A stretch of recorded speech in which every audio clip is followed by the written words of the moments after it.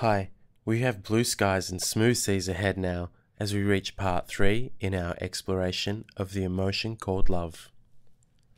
From the chemistry of sexual attraction to the challenges we face from connections forged at a soul level, we move on now to love, the good oil. That great feeling of cooperation and rapport that can turn the most simple daily tasks into a joy. We're now in the protected bays of friendship and familiarity, where with the right skills in place, healthy and lasting bonds of attachment are formed. I think we all long to be loved by people who know and understand us, by friends and family who sense our potential, while also understanding our limitations and our fears. We want nourishment and challenges to help us grow, while also feeling secure that we won't have more asked of us than we're able to give, and that we won't be ridiculed for our mistakes or abandoned for any reason at all. Men want all of this as much as women, but sometimes perhaps they fear that too much will be expected of them, and they can also expect too much from their wife. Building this kind of connection from scratch certainly takes some courage and skill. But if a family as dysfunctional as ours could rebuild our attachments in a healthy and functional way, I know that anyone can. If you have a healthy attachment to someone, you'll naturally want to give that person your best, because you feel known and loved.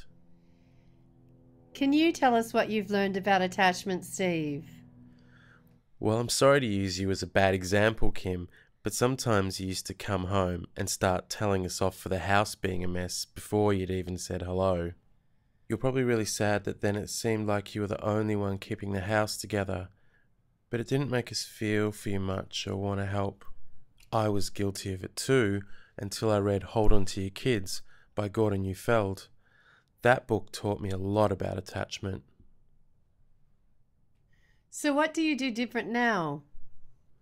Well, I'm still not an expert, but I try and think about my relationship with you and the kids first before I think of anything else. Because I don't want the kids feeling they would rather be with their friends than at home with us. I try and make sure now that I'm warm with them when they come home.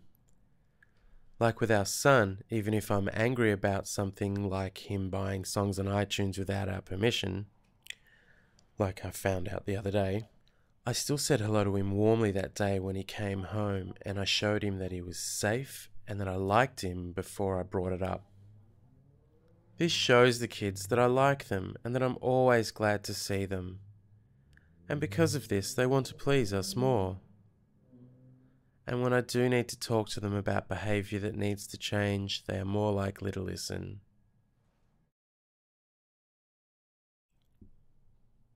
When we are away from each other, our attachments are with other people, like the kids with their friends. But if this attachment overrides their attachment with us, Gordon Neufeld refers to this as peer attachment. Peer attachment means that a person's primary attachment is with their friends instead of their family. And it is more dangerous than people realize. Because if a kid's friends are their primary attachment, but then they get teased or rejected, it can seem like the end of the world and can even lead to suicide. If kids are attached to their friends instead of their family, they'll be very rude to them. And this is bad for everyone. And if an adult is peer attached, they'll be bad to their family too. Like when I used to be attached to the guys at work instead of Kim and the kids, and I would treat home like a prison. But really, you were so unhappy then. Yeah, and peer-oriented kids are unhappy too. This is why we need to work hard at greeting each other warmly and make sure we take the time to connect with our family and show them that we love them. I used to think my job was to correct you and the kids, but now I know that that only caused resentment. But when we feel loved and accepted and safe at home, we naturally want to give our family our best. It's good for our kids to have some friends, but their relationship with their family should come first.